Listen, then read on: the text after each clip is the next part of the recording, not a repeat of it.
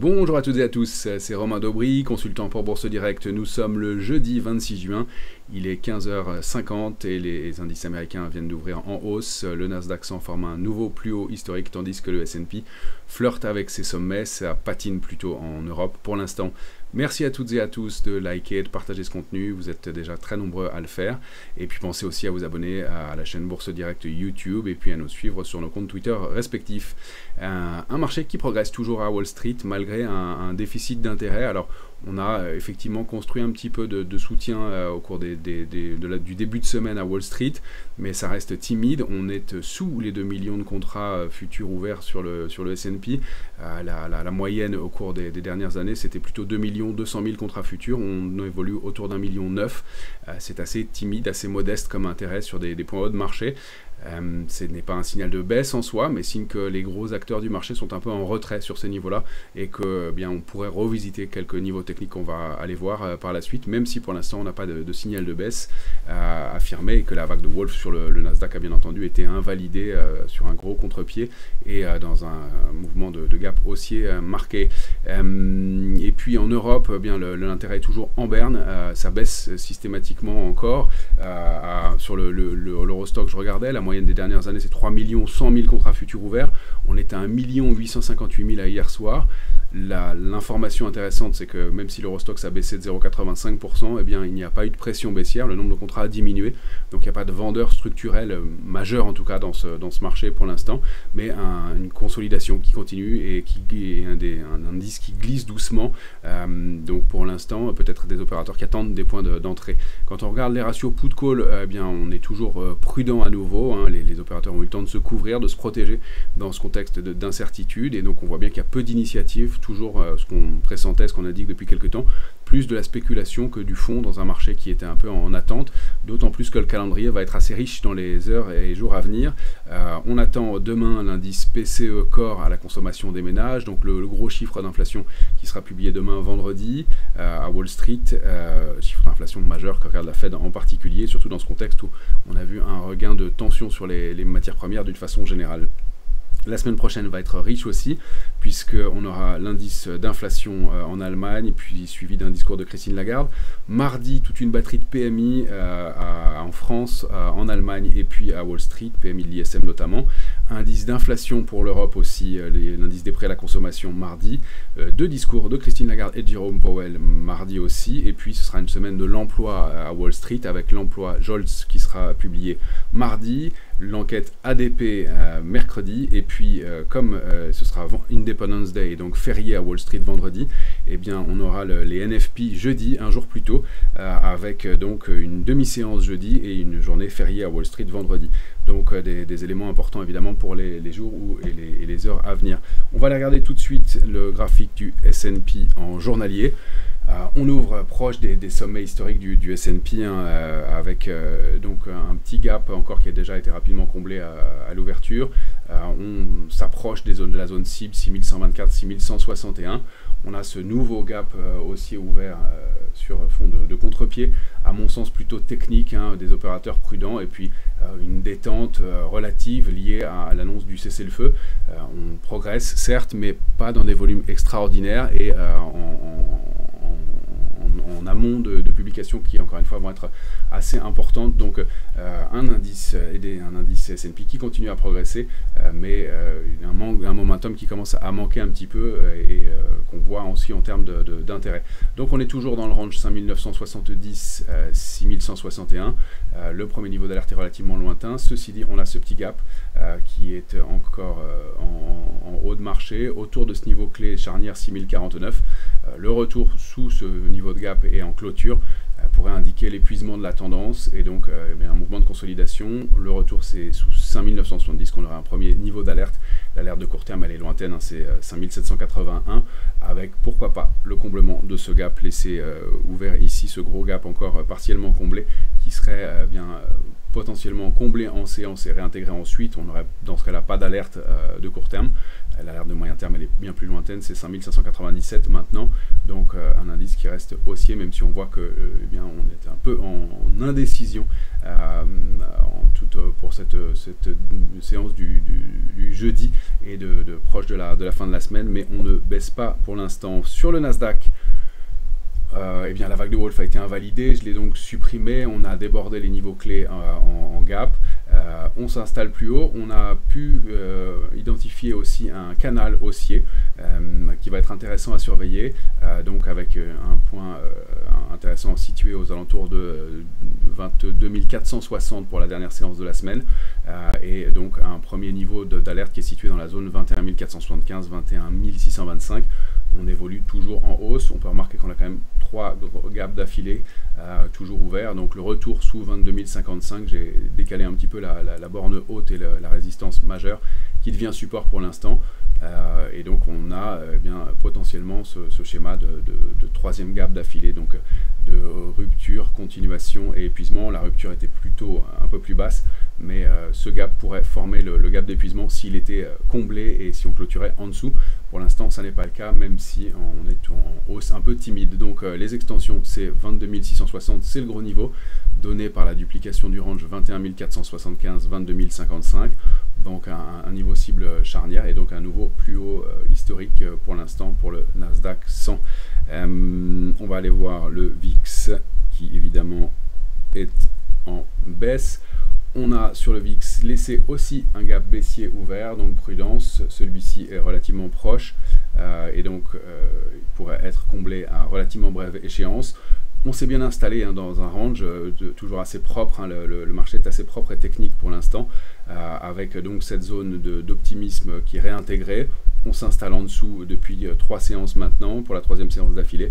La cible elle se situe entre 15,92 et puis un petit peu plus bas, pourquoi pas, aux alentours de 15,70. Le VIX se détend clairement, mais on a cette petite épée de Damoclès avec un gap qui pourrait être comblé dans les heures qui viennent. On sait que les gaps sont toujours comblés sur la volatilité. On voit que celui-ci reste bien entendu ouvert, mais il était lointain et beaucoup plus haut. Celui-ci est plus proche, donc prudence avec encore une fois des rendez-vous importants dans les heures à venir. On va jeter un œil sur nos indices européens immédiatement, avec à commencer par l'Eurostoxx. L'Eurostoxx, on est toujours bloqué au niveau de l'alerte de court terme. On voit qu'on a tenté des rebonds et qu'on ne parvient pas à déborder 5312. Donc c'est le premier plafond de verre pour invalider ce mouvement de consolidation. Toujours en place avec des extensions qu'on a indiquées ici, 5086 dans un premier temps, si on clôturait sous 5228. Et puis des petites extensions, pourquoi pas en direction de 5052 en cas d'extension. On a évidemment des petits niveaux intermédiaires, je ne les ai pas positionnés pour l'instant, mais on va avoir cette zone de prix qui va être à surveiller en étant un peu en prenant la partie basse de cette zone de prix, 5154, qui pourrait être un niveau intermédiaire dans ce mouvement de consolidation. Donc ça consolide doucement, mais ça continue à consolider et on voit que l'intérêt qu'on avait, le rebond qu'on avait tenté de former, eh bien, a fait long feu. Si on regarde le DAX, il est toujours en train d'évoluer sur des niveaux charnières, beaucoup d'indécision. On a eu certes ce gap haussier, on voit que les niveaux techniques sont très bien respectés, 23 475 est toujours préservé, c'est vraiment le niveau pivot. J'ai décalé un peu les zones sur le DAX, 23 475. Sous ce niveau-là, eh bien, on repasse jusqu'à 23 080, donc sous un cran plus bas, avec cette médiane du range 22 470, 23 475. Un marché toujours très technique, hein, ça montre encore une fois qu'il y a peu d'opérateurs. On n'invalide pas le mouvement de baisse, franchement, pour l'instant, et on voit qu'il y a beaucoup, encore une fois, d'arbitrage spéculatif en intraday et des volumes qui sont très maigres, pas beaucoup d'intérêt et donc des mouvements de consolidation complémentaires qui sont à considérer. Ceci dit, tant qu'on est au-delà de 23 475, eh bien, on est toujours dans ce range 23 475, 24 470.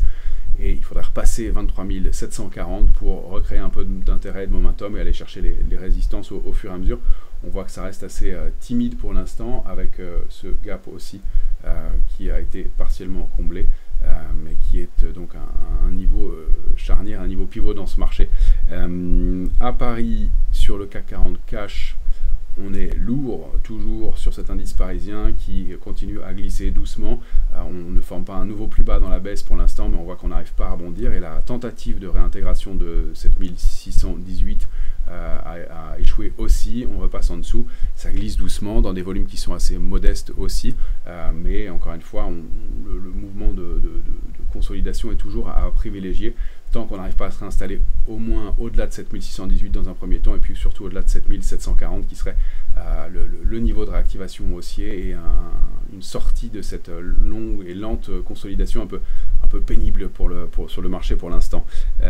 Si on regarde le futur CAC 40, évidemment, on a une configuration qui est assez similaire, avec pareil un mouvement de rebond qui ne se met pas en place. Le plafond de verre là à 7644, 7687 a bien fonctionné. Je vais essayer de dézoomer un peu, de zoomer un peu sur la zone. On est toujours, à mon sens, tant qu'on est sous 7644, tant qu'on n'a pas réintégré en clôture ce niveau, et bien dans un mouvement de baisse, chercher des structures et des obliques. La ligne de tendance haussière qui avait prévalu ne fonctionne plus, et puis on a cette possible tasse et anse un peu lourde qui bien donnerait des extensions en direction de 7351. Ça se met doucement en place, ça n'accélère pas. Encore une fois, le ratio de couverture plus important dans les portefeuilles et le manque d'intérêt limite les mouvements de baisse, mais ça n'invalide pas la consolidation qui est en cours. Alors on va aller voir quelques indices, notamment le CAC Small qui lui en revanche ne faiblit pas. On va se positionner en hebdomadaire avec une petite consolidation, c'est ce qu'on indiquait, qu'on pressentait, une petite consolidation de 3 semaines et puis une réactivation haussière, et on déborde ce grand niveau de 13 000 points pour l'instant sur le CAC Small, avec en mire, je vous rappelle, des extensions 14 060, 14 937 et pourquoi pas 15 960. Je vais dézoomer en mensuel pour vous rappeler la grande structure de laquelle on s'est extrait par le haut maintenant il y a plusieurs semaines, avec donc une réactivation haussière et un secteur qui est vraiment en forme. Alors on va justement aller voir quelques petites et moyennes capitalisations. Il y a un titre qui est intéressant en ce moment qui se réveille. Alors c'est toujours assez peu liquide et puis un peu volatile, mais c'est Twax. Quand on regarde la configuration, c'est un titre qui a arrêté de baisser au-delà de ce niveau de support majeur à 3,34. On voit qu'on construit doucement, qu'on préserve ce niveau intermédiaire à 4,04, et quand on va zoomer eh bien en hebdomadaire, on a cette petite structure qui est peut-être en tasse et anse, qui met un peu de temps à se mettre en place, avec ce plafond de verre qui est situé à 4,89, qui permettrait de valider un mouvement de hausse en direction, pourquoi pas à commencer par cette grosse résistance à 5,22, et puis 6,34 ensuite. Un titre qui est intéressant, encore une fois, avec des petits volumes, donc prudence, et on voit de la volatilité, des mèches hautes, de la volatilité, mais un titre qui peut être intéressant dans les heures qui viennent, et une recovery aussi pour un titre qui est moins cher.